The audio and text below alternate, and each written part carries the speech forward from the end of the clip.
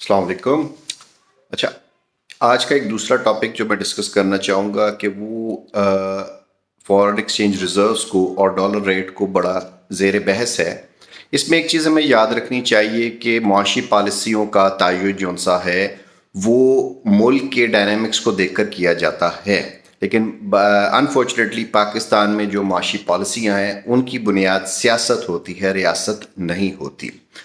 उसका अंदाज़ा आप इससे लगा सकते हैं कि मिसाल के तौर पर इसहाक डार साहब ने, जो हमारे फाइनेंस मिनिस्टर हैं, उन्होंने माजी की तरह फिर वही गलती रिपीट की और उन्होंने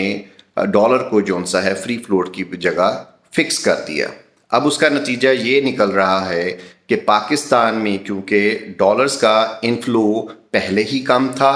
और जो डॉलर फिक्स कर दिया उन्होंने, तो एक चीज़ जो ऑलरेडी शॉर्ट हो तो ऑटोमेटिकली उसकी ब्लैक मार्केट इमर्ज होती है और जो बहुत तेज़ी से फैल जाती है। नतीजा उसका ये है इस वक्त कि स्टेट बैंक जौन सा है उसके पास और बैंकों के पास कहने को तो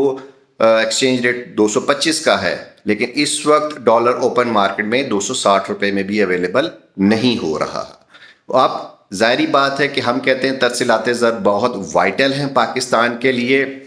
और ऑलरेडी हमारे मिलियंस ऑफ पाकिस्तानीज पैसे बेचते हैं, लेकिन याद रखें कि 225 की रुपए में कोई भी 260 रुपए की चीज़ बेचने पर आमादा नहीं होता। तो जब तक ओपन मार्केट और बैंक के रेट को पैरेलल नहीं लाया जाएगा तब तक हम तरसीलाते ज़र को बढ़ा नहीं सकते, और इसी तरह जो हमारे एक्सपोर्टर्स हैं वो भी अपनी एक्सपोर्ट प्रोसीड्स को बाहर पार्क करवा देते हैं या उसको डेफर कर देते हैं या उनको हुंडी या हवाला के ज़रिए ही मंगवाते हैं। और याद रखें कि इसी तरह माजी में जो डार साहब की पॉलिसी थी उसमें एक चीज़ ये थी कि उस वक्त पाकिस्तान के पास क्योंकि कर्ज़ों का एक भाव था और बाकी चीज़ें थीं, तो डार साहब ने बैंकों से आने वाले तमाम IMF और दूसरे ज़राए से आने वाले कर्ज़ों को इसी डॉलर रेट को मेंटेन करने के लिए झोंक दिया था, जिसकी वजह से एक